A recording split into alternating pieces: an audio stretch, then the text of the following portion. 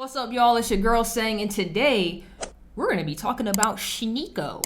For those of you that don't know who that is, he used to be a streamer right here on YouTube, and they packed him up and got him out of here right after they got Andrew Tate out of here. He's basically Andrew Tate light. I have to say that because it's so funny. Sneako literally has videos where he's saying the same thing Andrew Tate was saying, like now. When he was younger, like way younger. Sneako started as like a teenager. But a lot of people didn't see them videos or connect that because what a lot of people know him for is the 1 minute podcast. So he's just asking people questions in the substations and the streets of New York. So that's what he was more so known for. So then when Andrew Tate comes along and then he starts following the script saying the same thing, they like, you're following him. It's like, technically, he been said all this, but because of the status of Andrew Tate, how he blew up so quickly, you got Andrew Tate Jr. right here. So I found a video clip. I have a video clip and a news article. So this video clip, it looks like he's outside of the compound where him and Nick and Milo, who at this point in time, Milo's no longer part of the campaign crew or team or whoever. But it looks like he got stopped by paparazzi outside of the compound where they're helping Kanye do his presidential 24 campaign. It says Sneako talks working with Kanye, Balenciaga, and Hollywood being evil, Trump, Nick Fuentes, and more. And then there's an article that we're going to go over real quick right after this. Just see what he says. So if you're a Sneako fan, this video's for you. If not, maybe this is your first time seeing Sneako. We just going to get into it. Come on, guys. Oh, shit.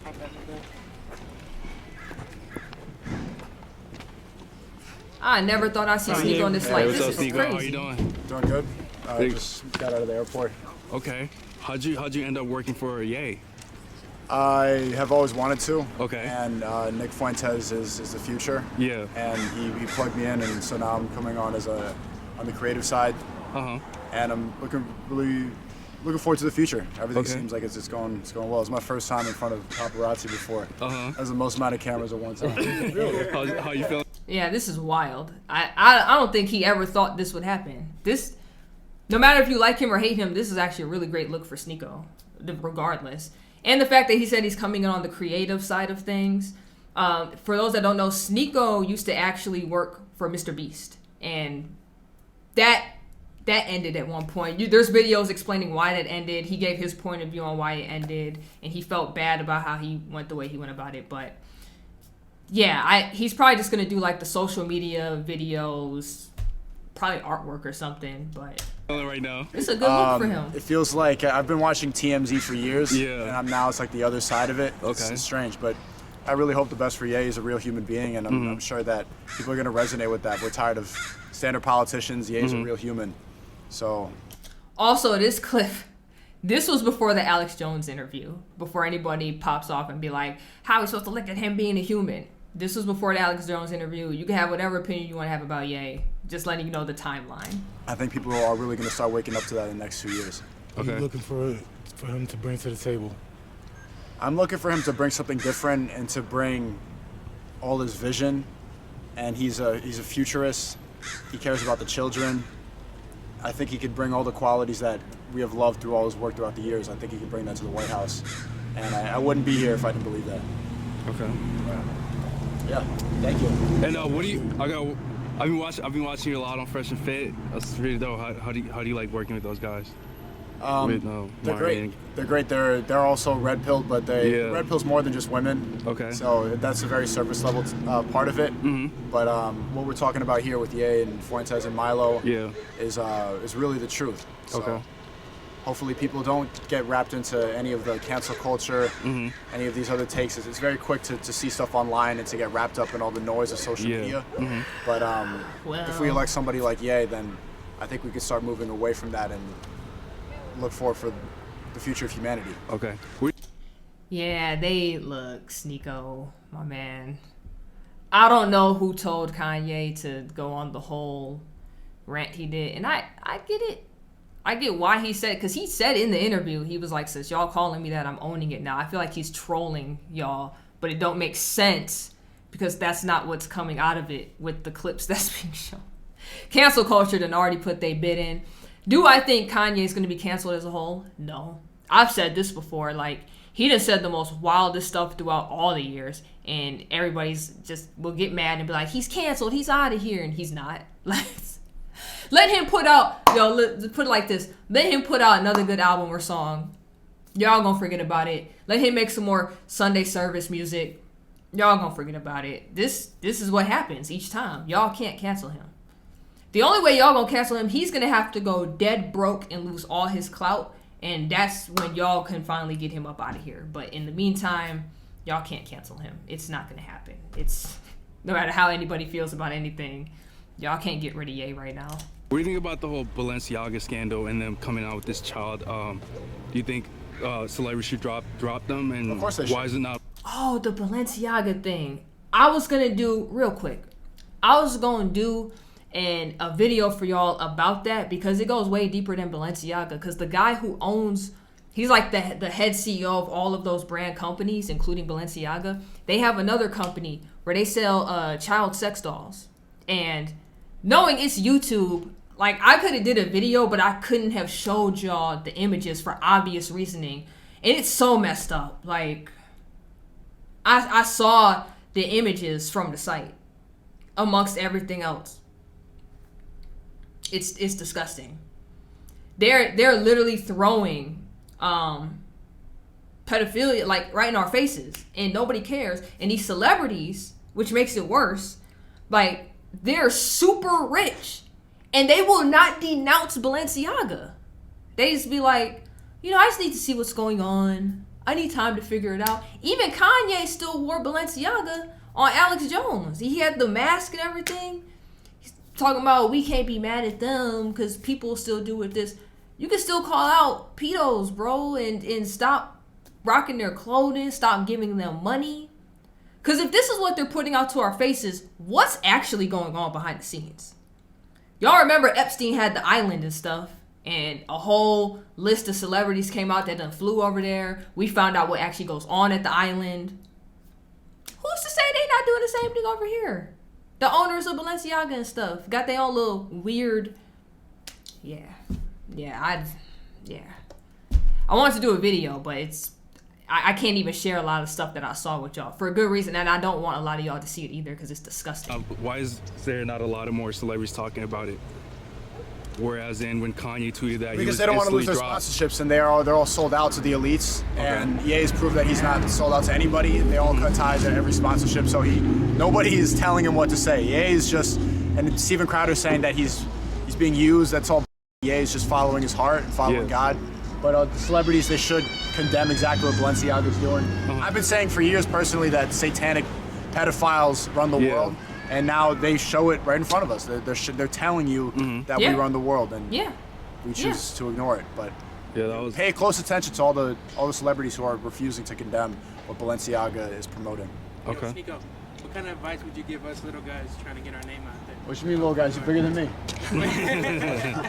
But you know what I mean.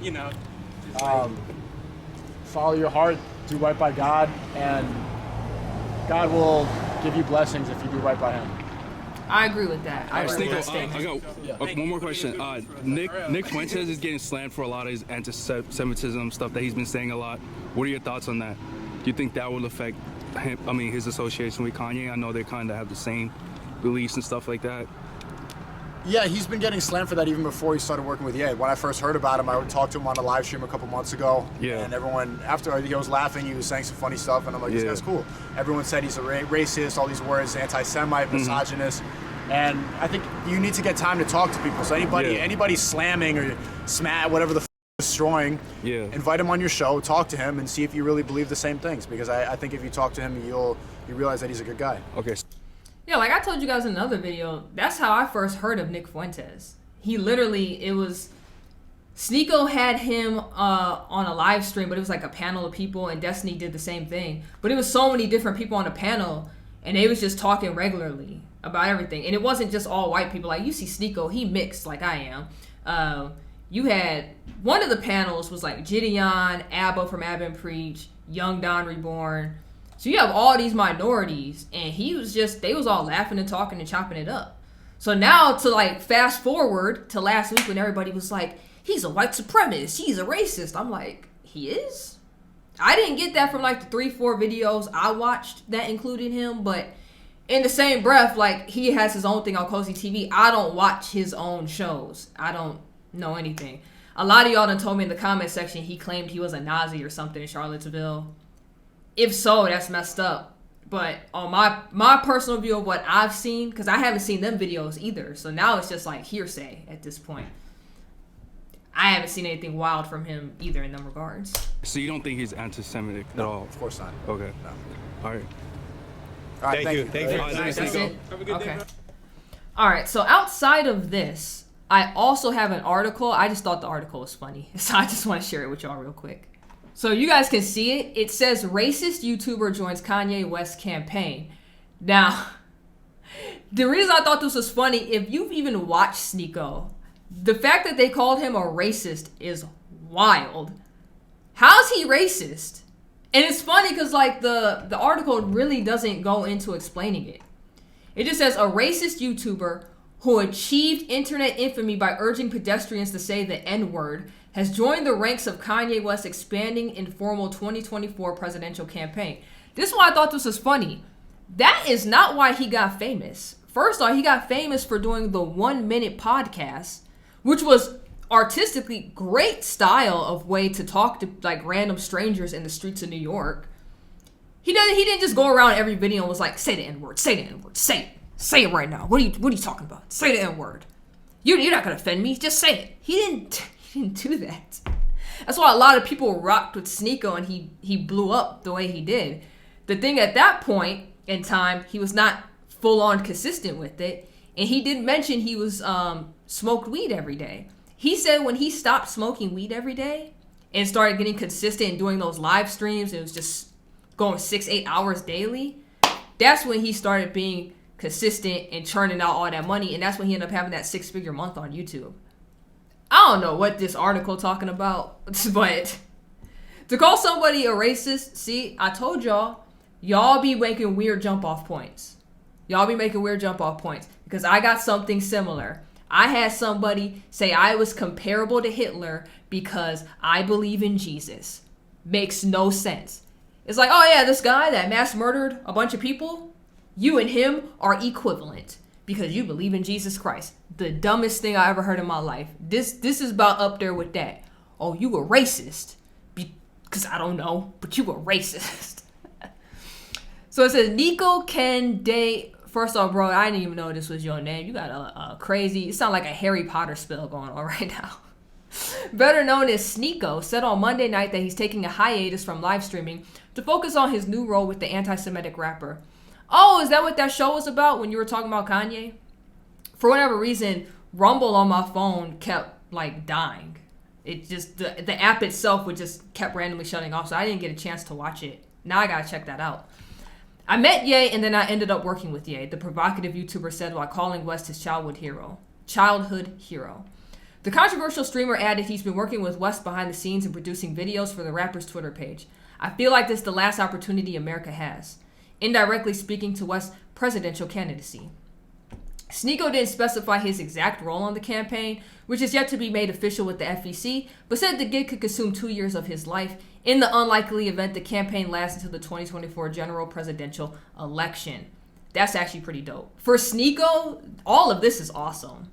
And it sounds like he's just going to do the creative stuff, so that's probably just going to be his role with the campaign because he just said that in the video. While Sneako insisted that it's a career move to fight the New World Order, he admitted that he would be subservient in his new role. So far, West has also enlisted the help of far-right internet troll Milo and white nationalist Nick Fuentes in his presidential endeavors. Milo actually came out a few days ago and said they have decided to part ways. Like, he's still cool with Ye, he believes in what he wants to do, but he's no longer part of the campaign. I don't know who made that decision, but he's no longer part of that. In West Mar-a-Lago debrief video posted on Twitter last week following West and Fuentes meeting with Donald Trump at his Florida club, Sneako was seated in the background. Yeah, that's how I first saw him, and I was like, if he's also working with Ye, that's pretty dope. That's a good look. Like, for a YouTuber to get into that position, like I said, no matter how you feel about Kanye, just to be in that position, to go from YouTubing, right? You making videos, streaming, whatever it is you're doing, to that position, that's actually super dope. That's like we all watching Quinta glow up right now. She went from the funny little meme skits, BuzzFeed, and now she got her own show on TV. Just seeing people blow up from the internet like that is just super dope. You got to give them their flowers, man, while they here. The YouTuber who in October was banned from the streaming platform couldn't be reached for comment. Milo declined to comment when reached out. It says like Milo and Fuentes, Sneako traffics in misogyny and hate. You only say that because he says what Andrew Tate says. Which is wild. He also made violent threats online. For example, after his Twitter account was temporarily suspended in September, Sneako threatened to break the face of fellow YouTube streamer Hassan. This is where context comes into play. If you actually follow Sneako and you knew why him and Hassan was going back and forth, Sneako said, if you have a problem with me, let's handle our issues out in the boxing ring. Because for whatever reason, a lot of internet personalities and YouTubers and IG influencers and stuff, they're all doing boxing matches. None of these people have any type of experience in boxing, but it's like, I'll box you in the ring. And that's where they handling it. It's also a big source of making money.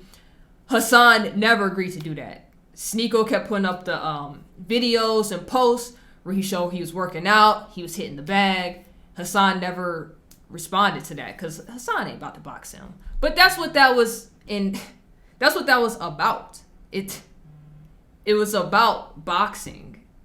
This is why you need context for stuff, man.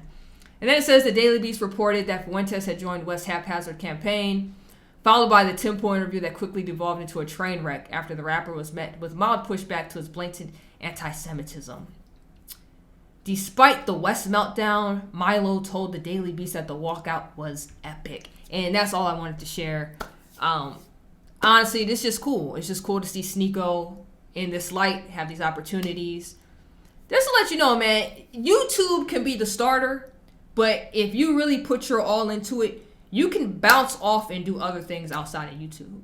I just said in an extremely old video, I know I have a bunch of new subs now, but an extremely old video, I stated that my goal was not to stay on this platform 100% of the time. The goal is to actually create my own channel outside of YouTube. Because I know a lot of stuff that I talk about is pretty controversial, right? Conservative issues, like liberals don't want to hear about that. YouTube is a very liberal company. I would need my own platform at some point if I really want to jump off and talk into that. Plus, I'm religious. Most people aren't religious. They don't want to hear that either. So if I have my own platform where I could talk about these things, I have my own series, my own videos, interviews with people, it would be dope. And I know a lot of people use Patreon for that, but if I could have my own website, it would just be better. So I'm not saying I would ever leave YouTube. I would probably stay here. Like certain things might just stay on YouTube, but full on actual series would probably go to my own site. I wouldn't stay here forever. That's not the goal. That's not the game plan at this moment in time. But if you guys do this for a living, you should probably think about that too. You never want all your eggs in one basket. And that's just not me saying that as a conservative. That's just a financial thing. You never want all your eggs in one basket. Because if something drops off, how many YouTubers have we seen where they put their all in YouTube and then their account got banned for whatever reason? And now they're complaining on other platforms how am I supposed to make money now? How am I supposed to do this? It's you should have thought about that before you got banned off YouTube. But how do y'all feel about Sneako? Let me know in the comment section down below. Make sure you like, comment, subscribe, hit that notification bell so you never miss when I drop a video. And until next time, you already know who it is. It's Sang.